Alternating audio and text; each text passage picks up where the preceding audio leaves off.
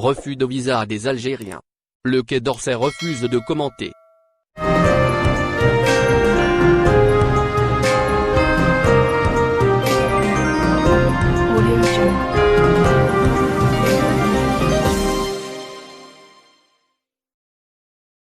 La question des visas et du retour des clandestins algériens risque d'empoisonner de nouveau les relations algéro-françaises, dans un contexte de tension entre les deux pays. Le ministère des Affaires étrangères français a refusé de démentir lundi les informations faisant état de refus de l'octroi de visas à des ressortissants algériens, dont un fils du Premier ministre Abdelaziz Djerad, en réaction au silence radio d'Alger à la demande française de retour dans leur pays de ressortissants algériens soupçonnés de radicalisation. Nous ne commentons jamais les situations administratives individuelles, a déclaré un porte-parole du Quai d'Orsay cité dans le compte-rendu du point de presse du 7 décembre publié sur son site officiel.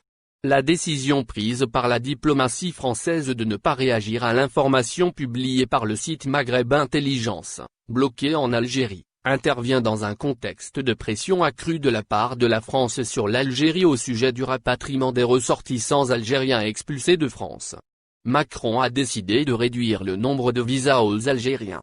Le ministre de l'Intérieur français, Gérald Darmanin, a dans ce cadre récemment effectué une tournée régionale dans les pays du Maghreb, dont l'Algérie, afin de discuter spécifiquement de cette question.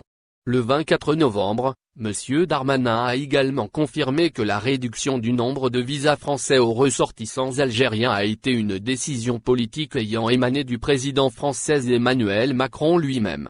Le président de la République a pris une décision très forte, l'année dernière, sur la réduction du nombre de visas à l'encontre de l'Algérie, a affirmé le ministre français.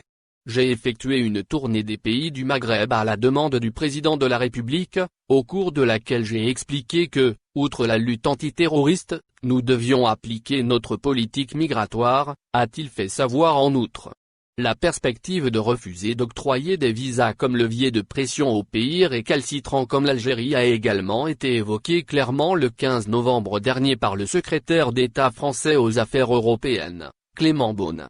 Il faut reconduire les personnes en situation irrégulière et a fortiori reconduire les personnes qui sont une menace pour notre sécurité. Aujourd'hui le principal obstacle à ces expulsions, c'est que les pays d'origine ou de transit refusent, avait expliqué M. Beaune.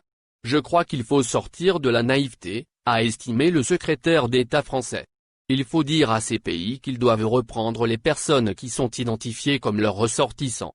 Gérald Darmanin l'a évoqué, nous avons des leviers pour faire, avait affirmé le secrétaire d'État français, citant les visas comme exemple de levier.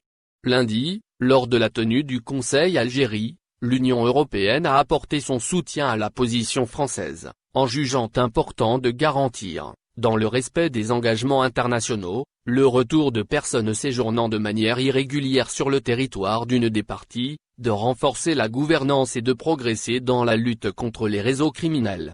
Bellimore accuse la France. Le 30 novembre, dans un entretien à l'agence officielle, le ministre de la Communication, porte-parole du gouvernement, Amar Bellimore a déclaré que l'Algérie faisait l'objet d'un flot ininterrompu d'agressions verbales qui nous parviennent de France. Il réagissait ainsi à la résolution du Parlement européen, PE, sur la situation des droits de l'homme et de la liberté d'expression en Algérie. Ces agressions empruntent plusieurs canaux, le Parlement européen, les ONG et leurs rares relais médiatiques et politiques locaux ainsi que les réseaux sociaux et leurs influenceurs parisiens, avait accusé M. Bellimore. Il avait ajouté que la remise de notre pays sous tutelle ou protectorat français est souvent associée à la disparition de la génération de novembre comme si elle n'était qu'une brève parenthèse, qui va vite se fermer, de notre histoire contemporaine. Abonnez-vous à notre chaîne. Cliquez sur j'aime et activez la cloche pour rester au courant de l'activité algérienne. Partagez la vidéo. Merci.